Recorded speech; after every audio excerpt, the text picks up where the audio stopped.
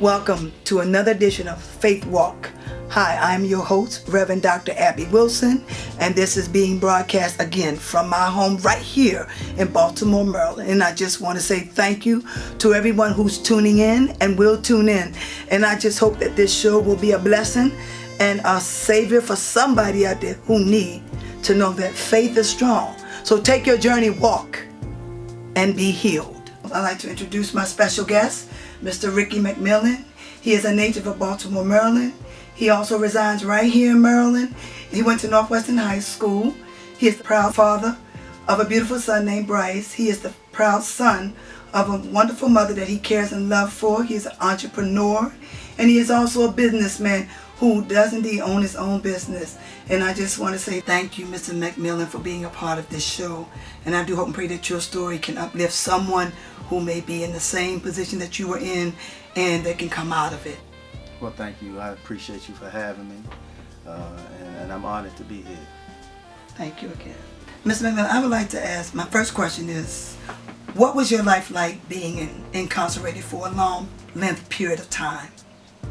Well, that incarceration absolutely served, and it allowed me to get in touch with a lot of realities that was therefore neglected as a young man coming up in life, and having that away from the whole entire world and not being able to do some of the common everyday things that I was used to doing, and then being there, it gave me an opportunity to really reflect and introspect on my life, and more importantly, put together a life that was missing from me. Okay. And and what I mean by that, from so many different dimensions of who we are as human beings, a lot of times things get neglected. Academics get neglected, spiritual development gets neglected, financial upliftment gets neglected, social, being able to socially adjust to a world effectively and efficiently get adjusted. A lot of things get neglected. So that time allowed me to learn who I was and to get in touch with the reality of me. Would you compare your life then to what it is today? Oh, absolutely not. Life is evolution. Mm-hmm. Everything in the creation, it grows and it evolves from one stage to the next until it reaches its level of perfection. Okay. And I think that we as human beings, we are duty bound, right, to grow and evolve in so many different areas of our life. That's true. That sometimes we fail not to heed to that call. And that's the whole concept about life, trying to make a new life for you. Is that sometimes you gotta kind of like step down, and you gotta just like think back on what was the best source for you to do. But yeah, I agree with you on that. But what drives you? What drives you to the point where it makes you to be the best man that you are today? Well, what drives me is a part of that growing and maturing in life, and understanding that life is far more bigger than sometimes the things that we pursue. And it's about really, for me, having a passion today, a passion to, when I look back at my own family legacy, I look back at my own family history, it's about being more than what your ancestors were. It's about achieving more. It's about, being able to see some of the things that your own parents have acquired and achieved in life, and you just want more. Because recognizing it's not all about me, it's about those people that's coming behind me. Right. It's about my son. Right. It's about, those who again, that's coming behind me that deserve so much more than what I had in my own life. But can we really compare ourselves with our parents when they were living their life? Well, it's not. I don't think it's so much of a comparison. It's really a point of them being able to enjoy a lot of the things in their life. They achieve what they achieve. They accomplish what they accomplish. They earn what they earn. And then, in retrospect to all of that, when I look at that, mm-hmm, for me, and in all honesty and fairness, I think that it is a point where your children should reach for more than what their parents had acquired in life. You should achieve greater in your life than what your mother and father achieved in their life, so that your father and mother can not only look up to you with a greater respect and admiration for what you did in your life. But it's also just like that bridge, you know, where they take you to a certain point and then you just take them, you know, to a whole nother plane of life where enjoyment and happiness and security is present. Right, because you are the parent to that child, and they're going to look up to who you are. Absolutely. And they're going to emulate what you do, what you say, and what you become. Absolutely. Right. Absolutely. That's good. So giving my son an example of what no father ever gave me is paramount. Okay. Great. Now, can you explain to the people out there what ingredients, and what I mean by ingredients, what substance did you use in order to receive your new life that you have today? Can you tell somebody exactly what it is that you had to go through just to get to where you are today? Well, for me, I think it was a combination of things, but it was one in particular individual, and I would be remiss if I did not mention the Honorable Minister Louis Farrakhan, who was very, very instrumental in shaping and molding me and giving me that example of manhood, that example of fatherhood, that example of a world leader, not just a leader, a national leader, but he was an international leader. And he impacted me phenomenally in a lot of ways, and gave me the courage to stand, gave me you know, a whole entire different perspective on blackness that I never had before, that I appreciate and adore. So you would say he's more of a great role model for you? Oh, absolutely. And I appreciate him. Well, Ricky, can you explain to me, what was the one most darkest place while you were incarcerated for so many years? What was the one darkest thing that helped you to change or want to change your life to be a better man? Well, that whole environment was a very dark, gloomy, and eerie place to reside in. And some of the horrors that quickly came to my reality as a result of being in that place was the inhumane conditions there, was the barbaricness of just having to live every day in an environment that was controlled, where someone telling you when you can eat, when you can shower, when you can go use the bathroom, when you can defecate, when you can go and see your own family members. And then some of the horrors of just learning and knowing that my family had to go through so much just to come and see me. You know, it was heart-wrenching. So when I had recognized what it was, which was ignorancy, that brought me to that place. You know what I mean? It was ignorancy and a combination of so many different things that brought me to that place. I had to quickly begin to do a work on me. Wow. You know what I mean? Yeah, academic work on me, a social work on me. I had to do a spiritual work on me. I had to do one dealing with my psychology, because my psychology was so disarray and in shambles. So I was like a broken man going in. And I had vowed that I never wanted to go in the way that I do. I never wanted to come out the way that I went in. So again, empowering yourself through learning is so essential. You have to read. You can't. What is a life when you don't invest in who you are, what you want to become in life? Sir. You have to invest in you through reading and studying. And so all of those things became essential to me as I looked around, and then I had to study the environment, man, because that environment was so toxic. Every day it was rambunctious. Every day it was madness. Every day it was a place that I hated. I woke up hating where I was at. What were some of the things that you actually witnessed to or saw while you was? Well, I seen it all. I seen some of the same evils that prevail out here in the community life of people, you know, losing their life, people getting hurt, you know, people, you know, losing their mind, people going insane, people just never making it out ever again. And so for me, I wanted to be different. I never looked at myself as no inmate. I always acknowledged myself as a well-made man in the eyesight of God. So every day I did different things.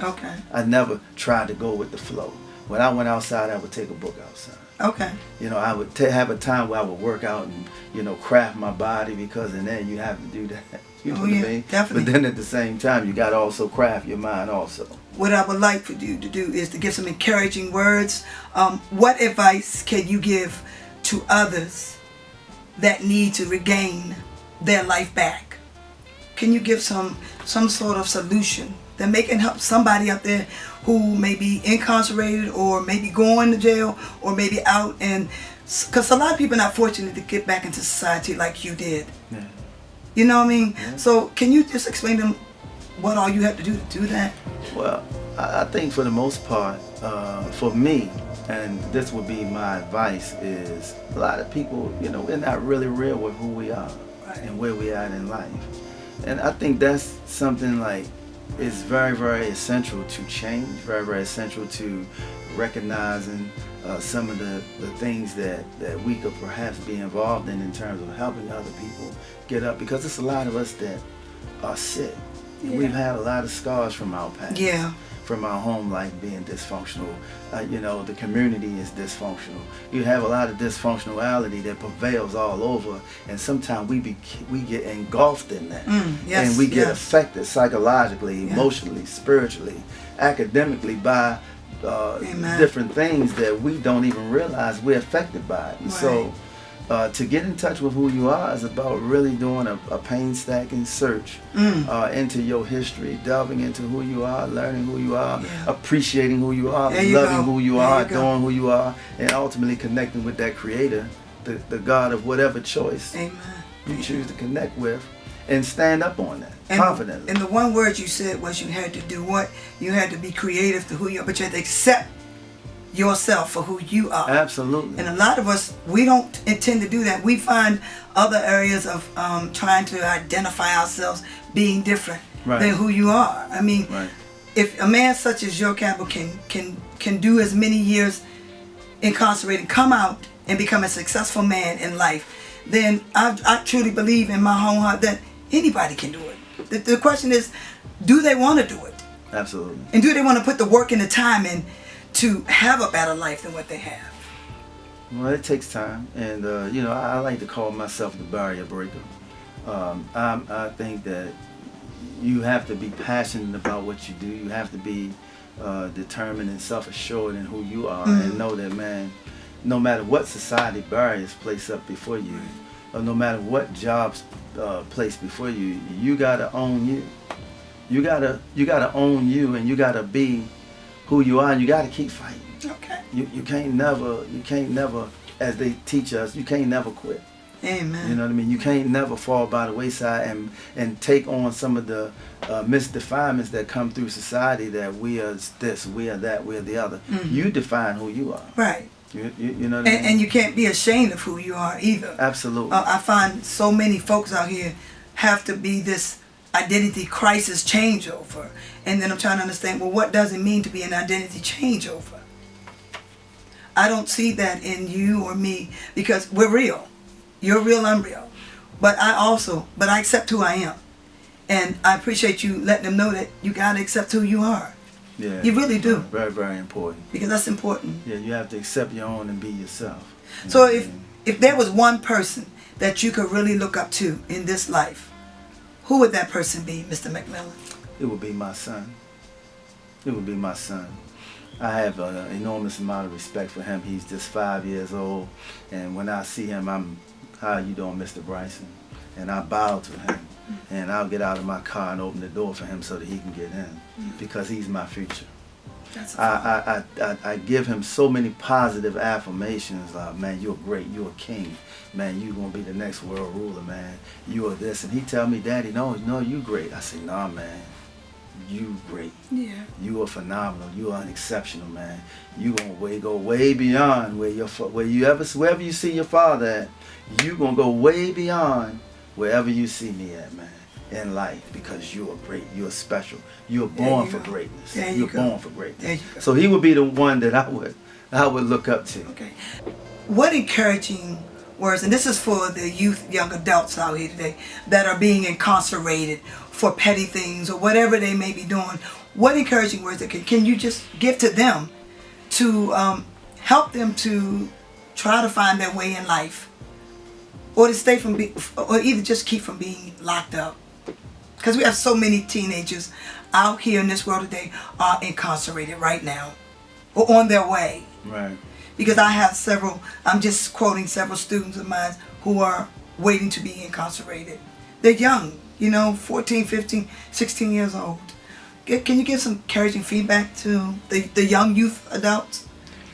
Well, I mean, it comes from a combination of different areas that could really work simultaneously to impact our young youth. And I can't emphasize enough about education, because self-improvement, as the minister taught us, is the basis of community development. When you develop the people and you invest in the people, man, the people will in turn give back to their community. Yes, they will. They will work hard, as we did in our era coming up, to keep the community clean. We all got out and we would sweep the streets, and we would make sure that flowers was put on the homes, and everybody respected each other as neighbors.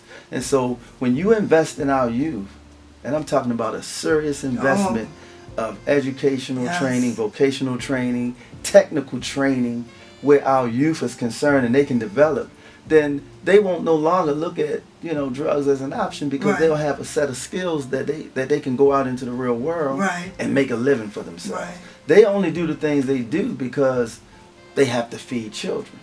They have children. They have they like, we are all human beings. We like nice things.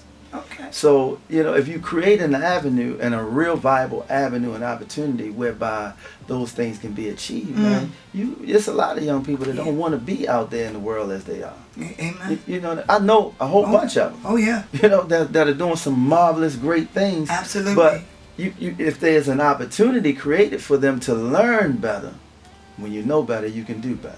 Right. You know what I mean? When you're taught right, you can do right. Okay. You know what I mean? So, my words would be for those even who are behind the wall, man, take charge of your life as a young man, and you read.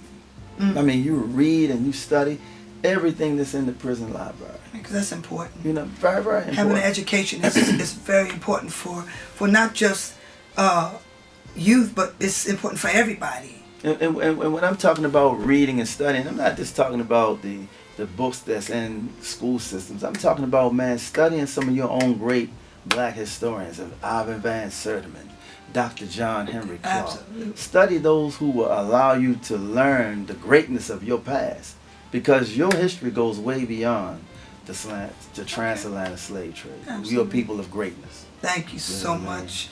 Well, we're coming to the end of the show, and I just want to say I want to thank all of you who viewed in, who tuned in. And I just hope and pray that this show will be a blessing to someone who may need the help. And I want to say especially thank you to my special guest, Mr. Ricky McMillian, for just taking time out to even just tell his story. And as I said before, as he said, you must know who you are. You must find your way in life, because no one can do it but you. And I just want to say I love you all, and may God be with you all. I'll see you next time.